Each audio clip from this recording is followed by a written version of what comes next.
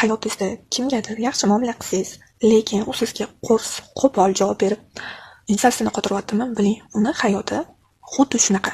U sevgi ko'rmagan. Sevgi ko'rishni bilmaydi. Uni atrofidagi odamlar ham xuddi shunaqa javob qaytaradi. U sevgi bilan, mehr bilan javob berishni bilmaydi. U boshqachasiga yashashni bilmaydi, chunki ko'rmagan. Uni ko'rgani faqat endi yaxshi gapirilib, endi yaxshi muomala qilaman deganda jirki bergan, endi yaxshi ko'rib ketganda bir mehri toshib oshib ketganida bor edigan, itargan ko'ksidan. Ular ko'rmagan. Unaqa odamlardan xafa bo'lmanglar. U odamlar sizlarni jerkiganda, ushib berganda, bu sizlarni yomon ko'rganini bildirmaydi. Bu belgi sizlarni yomon ko'rishi haqida emas.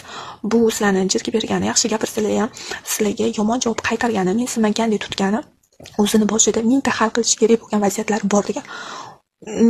Sizgacha emas, u sizga yaxshi gapirishni o'ylaydigan holatda emas u. Sizga yaxshi javob berish holatida emas u. Prosta uni boshida shunaqangi hal qilinishi kerak bo'lgan o'y hayollari ko'p, ko'ngliga yaxshi gapirish, menga bu odam yaxshi gapiradi, menga yaxshi javob qaytaradi degan narsa sig'maydi, o'ylashga yetib bo'lmaydi. Shunaqangi hal qilinmagan vaziyatlar yig'ilib ketgan bo'ladi, ularning boshida, ularning problemalari ko'payib ketgan bo'ladi.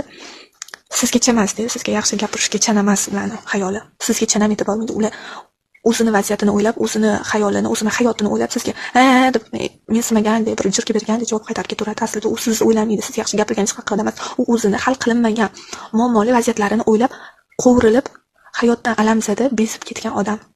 Bu hayotda faqat shu ekan, bo'ldi, diydasi qotib ketgan odam. Kimda kibr, g'urur, balandmi, biling, uni qalbida katta yarasi bor.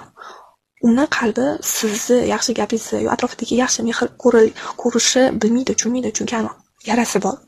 Agar men hozir yana kimgadir qalbimni ochsam, yaxshi gapirsam, yana meni bitta jirka beradi, urishib beradi. Baribir meni mamtimni yara qilib ketadi, baribir meni yarador qilib tashlab ketadi. O'shani hisobiga men hech kimga ochilmayman, bo'ldi-da.